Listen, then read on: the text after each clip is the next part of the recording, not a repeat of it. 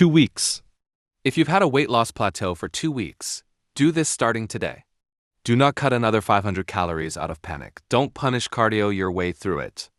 In the next few minutes, you'll get a simple 14-day protocol and a day 15 decision tree that tells you exactly what to change.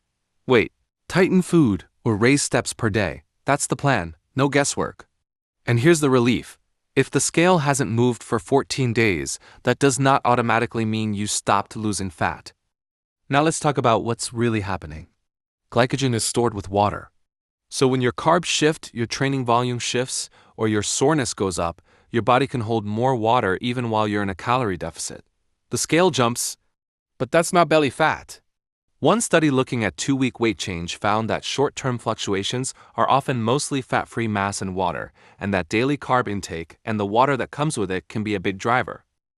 In normal life terms, a 2-week stall can be fat loss masked by water retention. This is why smart men don't react with emotion. They use a system. Think of it like a simple budget. Control the big inputs, track the right numbers, and make small adjustments only when the data says so. Now let's go through the 6 real causes of a stall. For each one, how it tricks you, and the right fix. Cause 1, you're watching daily weight, not the trend. Daily weigh-ins are noisy. A salty dinner, a late meal, a hard leg day.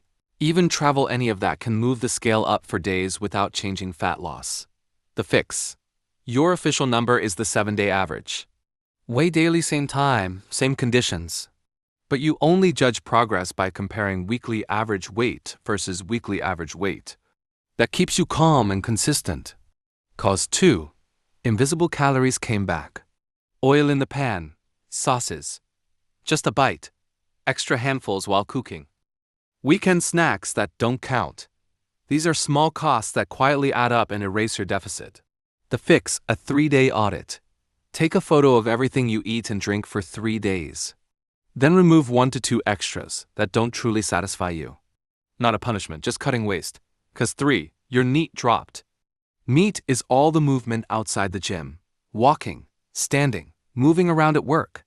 And it drops without you noticing, especially when you're dieting, busy, stressed, or sleeping less. Daily steps patterns are linked with weight loss outcomes, so if your steps fall, fat loss can stall even if your strength training stays the same. The fix. Set a minimum step target and lock it in for 14 days before you touch food. Steps are low cost. They don't crush recovery, and they keep the deficit alive.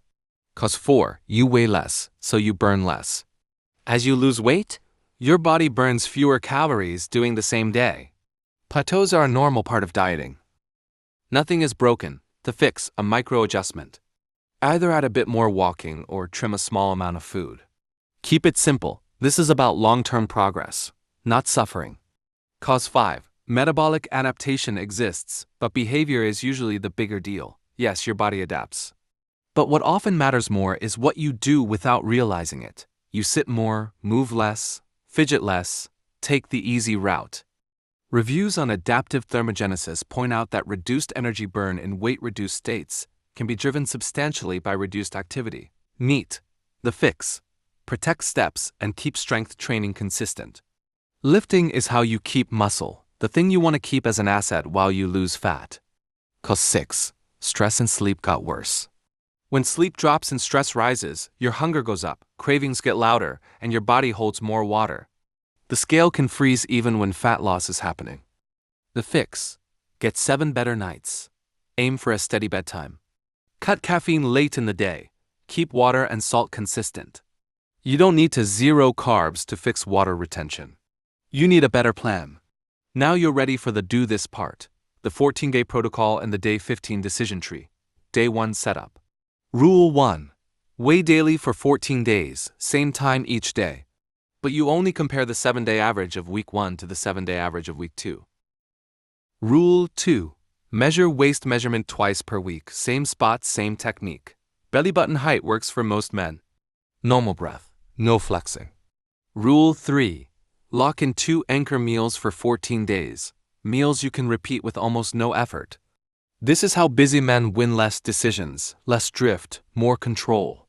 It also keeps your food tracking clean so you can see what's actually happening. During the 14 days, simple rules. Don't change your training every week. If you keep switching workouts, you create soreness and water shifts, and the scale gets even noisier. Keep water and sodium consistent, not perfect, just consistent. Avoid extremes. Hit your minimum steps per day. This is non-negotiable. If you want fat loss, you need the baseline activity to stay steady.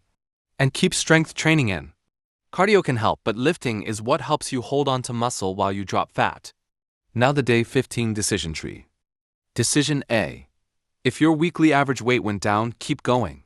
Don't touch anything. Your system is paying off. Decision B. If weekly average weight is flat but your waist measurement went down, keep going. That's likely water masking fat loss. The waist is your truth check. Decision C. If weekly average weight and waist measurement both stalled, now you adjust calmly. Step 1. Check steps first. If your steps dropped at all, raise them by 1,000 to 2,000 per day. Do that before cutting food. Walking is the best upgrade for the smallest effort. Step 2. If steps are already solid, cut one invisible extra. Remove about 100 to 200 calories per day, one less drizzle of oil. A smaller snack, less sauce. Not a crash diet. Just a small cut that protects training performance and keeps you functional at work. Step 3. If it still doesn't move, audit weekends and alcohol. This is where the deficit often disappears. 2 loose days can wipe out 5 good days. Keep the weekend in your weekly budget, not outside of it. Now, common mistake, listen closely. A lot of guys hit a plateau and immediately go aggressive. Slash calories, add hours of cardio, and hope the scale drops by Monday. Mayo Clinic notes weight loss plateaus are normal and often call for a rational adjustment, not panic. Aggressive cuts can backfire. You get tired, your steps drop, your cravings rise, training suffers, and consistency breaks. The goal is fat loss you can keep, not a short-term drop that you can't repeat. So if your scale hasn't moved for 2 weeks, do this. Run the 14-day protocol, track weekly average weight and waist measurement. Keep steps and strength training steady, then use the day 15 decision tree to make one small change at a time. That's how you win this calm, consistent, and measured. Now comment plateau and tell me this. Is your stall showing up more on the scale, on the waist, or both?